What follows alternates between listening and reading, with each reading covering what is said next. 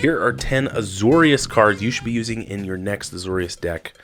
Maybe they're not the best to you, but I think they've got character and there's definitely a spot for them. So let's start with Resplendent Griffin. I remember this thing when the first set of Ixalan sets came out. It's great. Flying and Ascend, and when it attacks, if you have the City's Blessing, put a +1/+1 counter on it. So this thing could get rather big, rather fast sometimes. I've played against this thing back when this is early days of when I was playing Magic, but so it wasn't that great yet. Not that I'm great now, but this thing, I just remember having some really good games with it. Or I was playing against it, and I was like, oh my gosh, this thing keeps getting bigger and bigger and bigger. Anyway, it's fun, plus it's beautiful art. It's like a parrot griffin. Pretty fun. New Prov Guild Mage. Everybody knows about the Guild Mages, right? Turn to Ravnica, so we can pay Azorius, target creature against flying until end of turn. That's always fun, but then you can also pay 3 white-blue to detain a non-land permanent an opponent controls. I don't know if many new players know what detain is. Detain is just basically a pacifism-ish on a creature until end of turn, or until your next turn.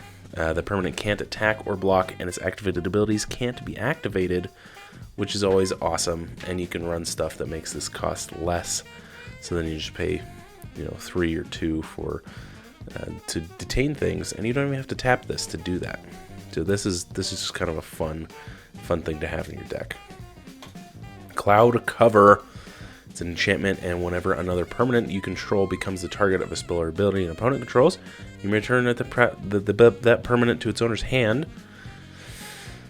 It's pretty good. It might not sound that great, but it's like if somebody targets your creature with a destroy spell, you can instead return it to your hand, which is incredibly useful for certain decks that you really want to keep something out.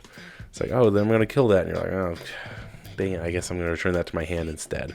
It's kind of a setback, but it's less of a setback for being in your hand than being in the graveyard.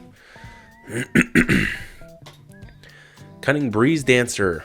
Super cool. I love these Ojotai's Dragon Brood. They're pretty awesome. But this basically has prowess, and it gets +2/+2 until end of turn. So it's like a double prowess-ish. I don't know. I just think that's kind of cool. You don't see many white and blue dragons, so having this in there, or just in a non-creature kind of spell-slinging deck, I think that could be pretty cool. This could also be a Pauper Commander. So that's, I don't know, this could just be really fun, and maybe it costs too much for the payoff, but I really like it. It's got, like I said, it's got character. Ephara's Enlightenment. It's an aura. When it enters, you put a +1/+1 counter on enchanted creature, and the enchanted creature has flying, so it's immediately a +1/+1 flying. And whenever a creature we control enters, we can return it to our hand, just in case we want to enchant something else. So this can come back and trigger more enchantment synergies and what have you. So I like that, being able to choose. Say, okay, this gets bigger, or it's a +1/+1 counter, so it gets bigger, and then you can turn it to hand, and then put it on the other creature, and that gets bigger, and then go back and forth, or whatever you want to do. So just kind of a little bit flexible in that way. Failure to Comply. Failure returns a spell to its owner's hand, which is pretty awesome. And Aftermath. Comply. Choose a card name until your next turn. Your opponents can't cast spells with the chosen name, assuming it's the one they just cast. So you wait for the end of their turn, or whatever's happening, and return it to hand, and then until your next turn, your opponents can't cast the spell with the chosen name. And that only costs 1. And you can play in one of those decks that makes it so you can cast sorceries at instant speed. So this is 3 mana total, and that's not bad. I really like it. Glamour Spinners. It's a fairy wizard, flash and flying. When it enters, attach all auras enchanting target permanent to another permanent with the same controller. So this you can move if somebody's commander doesn't have protection or shroud or hexproof or what have you. You can return their move their Voltron things, like their stack of auras and stuff, to something else, which is kind of annoying. Or you can just move things from one of your creatures to your commander, or, whatever you want to move it. That's pretty fun, and it's instant speed too. Vanish into Fable. When you cast this from your hand, copy it if you control an artifact, and then copy it if you control an enchantment. So if you control one of each, you copy it twice. So basically you'll get 3 copies of this spell, and you return an online permanent to its owner's hand, which is pretty cool. You return 3 things to their hand, and then you create 3 2/2 white knights with vigilance. That's awesome. So it replaces, or doesn't replace itself, but you get extra things as long as you meet the threshold of the enchantment and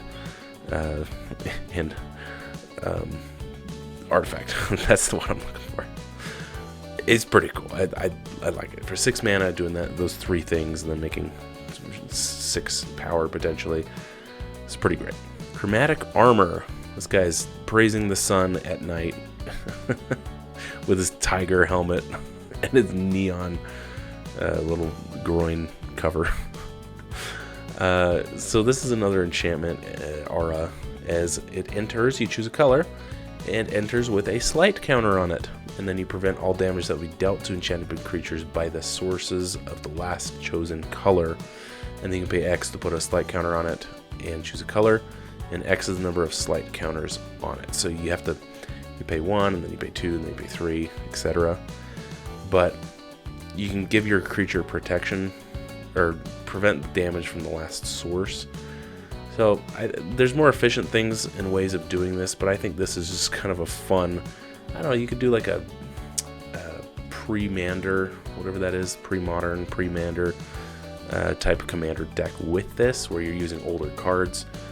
It's kind of a fun looking card, and kind of a neat way to do things. Alright, lastly, we've got Armored Guardian, another older card.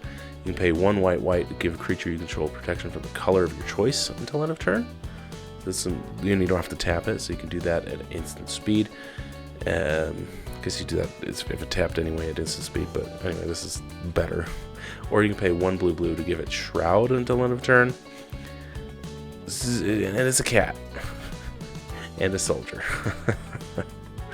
Anyway, this is another fun one that's 27 cents, and you're able to cast it and have a great time with this cat soldier guy.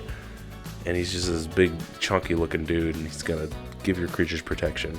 Again, there's more things that do better nowadays, but if you're looking to do some old school commander or whatever, look no further than Armored Guardian.